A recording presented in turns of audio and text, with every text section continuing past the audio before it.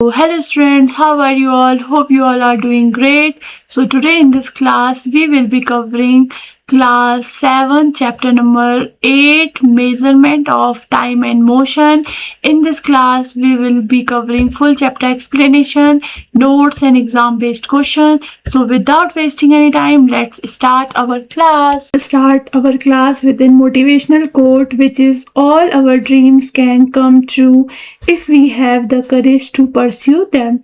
So this class will be bilingual. I will explain both in Hindi as well as in English.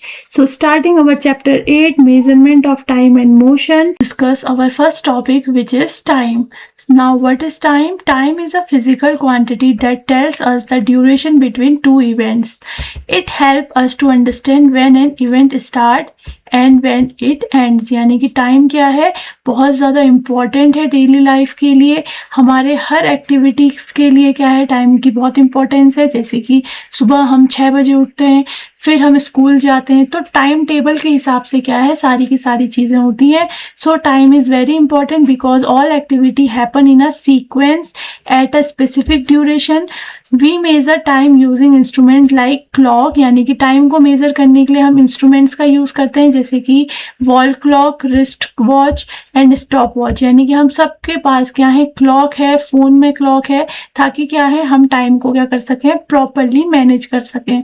A stop watch is use to measure very short time specially in sports and experiment. यानी कि जो stop watch होती है, कभी भी आपका जब games का पीरियड होता है, स्पोर्ट्स का पीरियड होता है, तो उसमें स्टॉप वॉच का यूज होता है और कुछ एक्सपेरिमेंट्स में भी। So this was all about the time. Moving towards the units of time. So time is measured in standard unit, यानी कि टाइम को मेजर करने के लिए कुछ स्टैंडर्ड यूनिट्स होती हैं, जैसे कि 1 मिनट, यानी कि 1 मिनट में कितने सेकंड्स होते हैं, तो 1 मिनट में 60 सेकंड्स होते हैं। 1 आवर में कितने मिनट्स होते हैं, तो 1 आवर में 60 मिनट्स होते हैं। 1 डे में कितने आवर्स होते हैं, तो आप बोलेंगे 1 डे में 24 आवर्स होते हैं। तो ये सारी की सारी जो यूनिट्स होती हैं वो हेल्प करती हैं हमें शॉर्ट और लॉन्ग ड्यूरेशन को एक्यूरेटली मेजर करने की। So these unit help us to measure both short and long duration accurately. Okay, now talking about our next topic, which is motion. Now what is motion? Motion is defined as change in position of object with respect to time. यानी कि motion क्या है, कोई भी object जब time के respect में अपनी बॉडी या अपनी पोजीशन को चेंज करता है तो उसे बोला जाता है मोशन। आइए इसको सिंपल लैंग्वेज में समझते हैं। An object is said to be in motion if it changes its position as time passes. If there is no change in position the object is said to be at rest. It means कि अगर कोई भी object motion में है तब कहेंगे हम जब वो क्या करेगा, अपनी पोजीशन को चेंज करेगा। जैसे कि अगर यहाँ एक रैबिट है, वो रैबिट क्या है, 2 सेकंड के अंदर वहाँ यानी कि बहुत लॉन्ग डिस्टेंस कवर कर रहा है, तो हम बोलेंगे कि रैबिट क्या है, आपका मोशन में है। अगर हम बात करें कि अगर कोई भी ऑब्जेक्ट अपनी पोजीशन को चेंज नहीं करता है विथ रिस्पेक्ट टू टाइम, तो उस ऑब्जेक्ट को हम बोलेंगे वो रेस्ट में है। अगर वो आपके घर के पास अगर कोई चेयर है, वो चेयर रखी है और अपनी पोजीशन चेंज नहीं कर रही है, तो आप बोलेंगे वो जो ऑब्जेक्ट है वो किस में है, रेस्ट में है। Now motion is a common part of our daily life. Everything around us is either moving or appears to move. यानी कि मोशन क्या है, हमारी डेली लाइफ का एक पार्ट है। हमारे आसपास जितनी भी चीज़ें हैं या तो वो मोशन में है, या वो चल रही हैं, या वो रेस्ट में है, यानी कि वो क्या है, नहीं चल रही हैं, वो मूव नहीं कर रही हैं। आइए देखते हैं कुछ एग्जाम्पल्स। अ मूविंग कार, यानी कि जब कार मूव कर रही है तो वो मोशन में है, और जब वो मूव नहीं कर रही है तो वो रेस्ट में है। अ फ्लाइंग बर्ड्स, यानी कि जब चिड़िया उड़ती हैं तो वो मोशन में होती है। अ रनिंग चाइल्ड, यानी कि जब एक बच्चा दौड़ता है तो वो किस में है, मोशन में है। Got it? Now let us discuss some types of motion.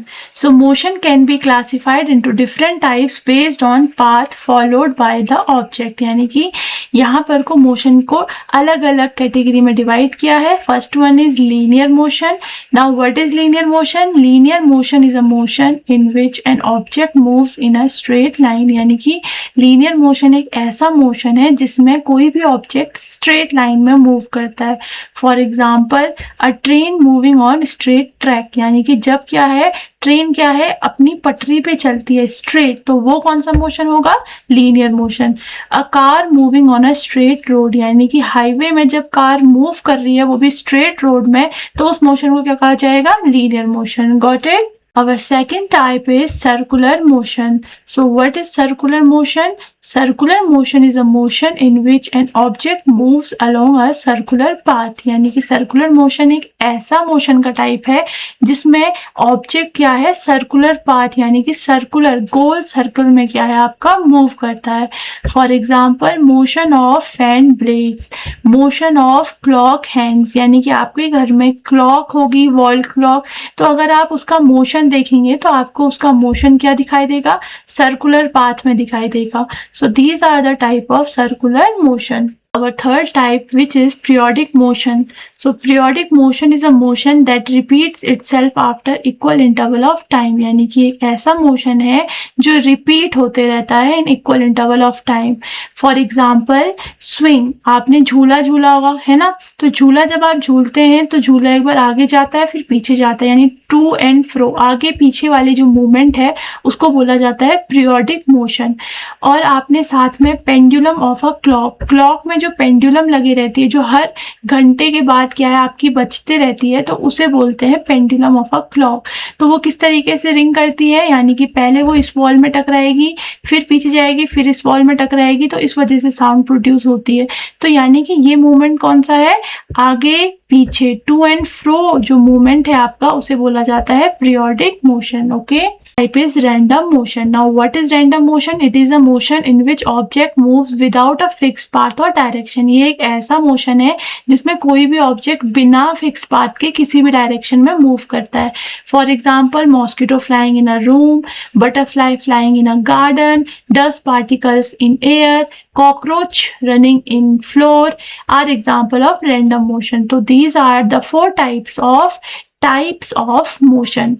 Okay, now let us discuss our new topic, which is uniform and non-uniform motion. Now what is uniform and non-uniform linear motion? So first of all, let us talk about the uniform linear motion. So in previous topic we have read about linear motion, यानी कि जो straight line में होगा motion में उसे बोला जाएगा linear motion। अब uniform linear motion क्या होता है, when an object move in a straight line with constant यानी कि same speed, सिंपल, यानी कि जब कोई ऑब्जेक्ट क्या है स्ट्रेट लाइन में तो मूव कर रहा है but with a same speed, यानी कि उसकी जो स्पीड होगी वो क्या होगी, सेम होगी। अब नॉन यूनिफॉर्म मोशन क्या है आपका, देखिए when an object move in a straight line but it change speed, यानी कि जब ऑब्जेक्ट स्ट्रेट लाइन में तो चलता है बट उसकी जो स्पीड होती है वो चेंज होते रहती है, तो इसको बोलते हैं नॉन यूनिफॉर्म लीनियर मोशन। तो इसके एग्जाम्पल आप डेली आप लाइफ में देख सकते हैं, जैसे कि एक यूनिफॉर्म स्पीड से जब हम हाईवे में गाड़ी चलाते हैं तो वो यूनिफॉर्म लीनियर मोशन हो गया। और ट्रैफिक के समय जब हम क्या है आगे गाड़ी होती है तो हम एक स्पीड से नहीं चला सकते, हम कभी स्पीड स्लो करेंगे कभी फास्ट करेंगे, तो वो स्पीड होगी आपकी, जो मोशन होगा वो होगा non uniform linear motion. Okay, so now let us talk about our next topic, which is speed. Now what is speed? Speed tells us how fast or slow an object is moving, यानी कि speed हमें बताता है कि कितनी fast और कितनी slow कोई भी object क्या कर रहा है, मूव कर रहा है। आपने देखा होगा कार की स्पीड भी होती है और कार की स्पीड को मेजर करने के लिए कार में क्या होता है, स्पीडोमीटर, जो हमें बताती है कि कार की स्पीड कितनी फास्ट है या कार की स्पीड कितनी स्लो है। It is defined as the distance covered by an object in a unit time, यानी कि ये स्पीड की डेफिनेशन है, ये कहती है कि distance covered by object in a unit time, यानी कि कितने टाइम के अंदर उस ऑब्जेक्ट ने कितनी डिस्टेंस को कवर करा है।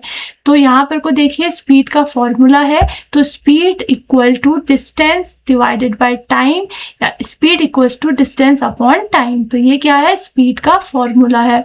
The standard unit of speed is metre per second, यानी कि स्पीड की यूनिट क्या है, हम बोलेंगे स्पीड की यूनिट है मीटर पर सेकेंड, यानी क्योंकि डिस्टेंस को हम मीटर में मेजर करते हैं और टाइम को हम सेकेंड में मेजर करते हैं, तो इसी तरीके से कि इसकी जो स्टैंडर्ड यूनिट है वो क्या हो गई आपकी मीटर अपॉन सेकेंड, जिसको हम पढ़ते हैं metre per second. Okay, Okay, now let us talk about the relationship between speed, distance and time. यानी कि speed, distance और time के बीच में relation क्या है.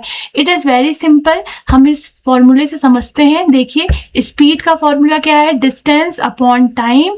और distance को अगर हम इधर प्लेस कर देंगे तो distance का फॉर्मूला बन जाएगा speed into time. और अगर हम time का फॉर्मूला देखें तो time का फॉर्मूला हो जाएगा distance upon speed. So ये है relation between speed, distance और time. Okay, now our next topic is simple pendulum. Now what is simple pendulum?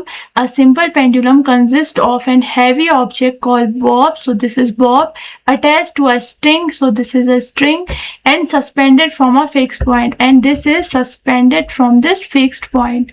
When a pendulum is displaced from the resting position, it start moving back and forth. That means हम जब इस pendulum को displace करेंगे, छोड़ेंगे, तो ये आगे की तरफ और आगे से फिर पीछे की तरफ मूव करेगा. One complete to and fro motion of pendulum is called one oscillation. और यही एक कंप्लीट आगे और पीछे का जो मूवमेंट होगा उसे बोला जाएगा, इसका वन ऑसिलेशन क्या हो गया है? कंप्लीट हो गया है. Now where is this simple pendulum used? Simple pendulum is used in clock to measure time. यानी कि इसका यूज कहाँ किया जाता है? क्लॉक्स में किया जाता है. Okay, so this was the whole explanation of this chapter. Now coming to some important question answers. So question number 1 is, what is speed? Write its formula. यानी कि speed क्या है? Speed tells us how fast an object is moving and its formula is distance upon time. Now our second question is, what is the difference between uniform and non-uniform speed? So you will say, when an object covers equal distance in equal interval of time, it is called uniform speed. Example, a train moving at constant speed. And second one is non-uniform speed. You will say, when an object covers unequal distance in equal interval of time. Example, a car moving in a traffic. So this was all about today's class. Hope you find this class informative. If you find this class informative, you can like, share, subscribe and comment to our channel. Thank you for watching. See you in next class. Take care. Bye bye.